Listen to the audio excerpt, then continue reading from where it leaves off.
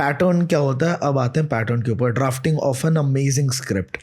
अगर एक टॉपिक पे मुझे लिखना है तो मैं मतलब कितने पार्ट डिज़ाइन कर सकता हूँ उसके, और कैसे कैसे मैं मतलब as a script writer you just teach me कि मुझे कैसे अपने ऑडियंस को एंगेज करना है।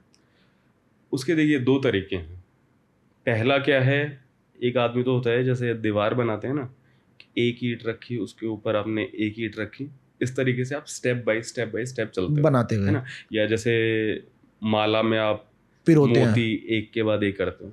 दूसरा तरीका क्या है कि आप पहले ही एक खांचा बना लेते हो, उसमें भरते चले जाते हो, उसमें फिर चीज़ों को भरते चले जाते हो, है ना। तो दोनों ही तरीके अपने आप में ठीक है। हालांकि मैं नॉर्मली पहले वाला तरीका लेता हूँ, धीरे धीरे ऊपर चलते हैं। हाँ, लेकिन मैं सजेस्ट लोगों को करूँगा दूसरे वाला। क्यों? ये बस इसलिए क्योंकि उसमें लाइन लेंथ पकड़े रहना, हाँ। कोहेसिव होना ज़्यादा इजी है। कौन से वाले में? दूसरे वाले में? दूसरे वाले में जी, कि आप पहले अपना एक ढांचा तैयार कर लो कि यार इसमें ये है और मुझे ये 5 चीज़ें इसमें रखनी है। एक इंट्रो आएगा, फिर एक ये आएगा कि प्रॉब्लम क्या है और इसके कॉजेज क्या हैं, ठीक है। लास्ट में मैं फिर कुछ उसका कंक्लूजन निकालूंगा। इस तरह अलग अलग हो सकते हैं। कोई प्रॉब्लम है तो उसका ये होगा, कोई और लेट्स से कि किसी इंसान के बारे में बता रहे हैं तो उसकी हिस्ट्री हो गई, तो उसका मे बी चाइल्डहुड होगा, एक उसने फिर क्या काम किया, क्या फिर कैसे उसको लीप मिला, कैसे उसने बड़ा किया, किस कॉजेज के लिए उसने फाइट किया, क्या उसका मेन यूएसपी था। तो कुछ भी, लेकिन एक ढांचा बना लो तो आपको ये भी रहेगा, ये आप डिसाइड कर सकते हो कि यार ऑडियंस के इंटरेस्ट से ना कि मुझे 10 पेज लिखने, हाँ, तो मैं 2 पेज इस चीज़ के लिए लिखता हूँ, 2 पेज इसके लिए रखता हूँ, 2 पेज इसके लिए, इस तरीके से। तो और आप अगर स्टेप बाय स्टेप चलते हो तो उसमें आप लाइन लेंथ को कैसे कंट्रोल कर लेते हो? प्रैक्टिस, वो बस थोड़ा सा, हाँ, आई थिंक प्रैक्टिस और एक्सपीरियंस उस तरीके से आते हैं। क्योंकि मैं कहानियाँ भी लिखता हूँ और मतलब स्क्रीन प्ले भी लिखता हूँ, तो इनफैक्ट स्क्रीन प्ले में भी ज़्यादातर लोग ये दूसरे वाला तरीका इस्तेमाल करते हैं, बॉलीवुड में भी, कि भाई फिल्म कहीं पे लूज़ नहीं होनी चाहिए तो पहले ही खांचा बना के रखते हैं। लेकिन मेरी आदत पहले वाली है कि like I just flow in. Script लिखते लिखते या कोई भी काम क्रिएटिव, जितने भी काम होते हैं, स्क्रिप्ट राइटिंग हो गई, वीडियो एडिटिंग हो गई, और इस तरह की जितने भी क्रिएटिव चीज़ें हैं, इसमें क्रिएटिव ब्लॉक आता ही आता है। और ये एक बहुत बड़ा क्वेश्चन है हमारे भी, जितने भी एडिटर्स हैं और ये बैठे हैं हमारे स्क्रिप्ट राइटर, इनके अंदर भी ये क्वेश्चंस होते हैं कि क्रिएटिव ब्लॉक आ जाता है लिखते लिखते।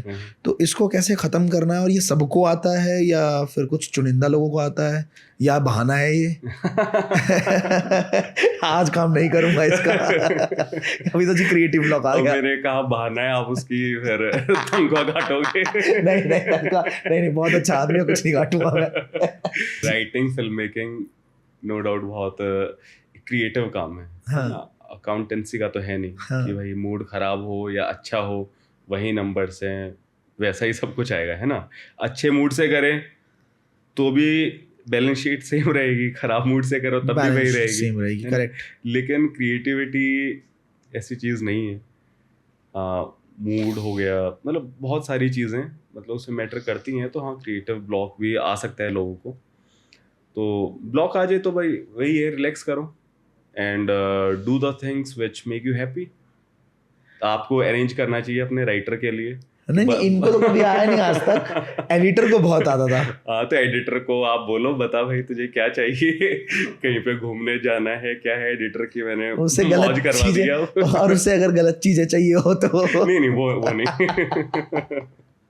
कई बार क्रिएटिव ब्लॉक के अलावा एक और चीज़ क्या होती है कि बर्न आउट कई बार हो जाते हैं, क्योंकि आप एक ऐसा टॉपिक लिख रहे हो, दुनिया भर की बातें देख रहे हो, जान रहे हो, और एक के बाद एक कुछ ऐसी स्क्रिप्ट्स आ गई, और एज अ फ्रीलांसर ना आपको पता ही नहीं होता कि आपको रिलैक्स कब करना है।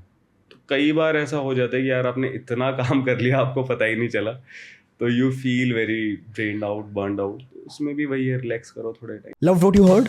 Then why don't you share it with your friends also? Do it and make them learn just like you with the Rich Clips. Subscribe to this channel and press the bell icon for instant podcast updates.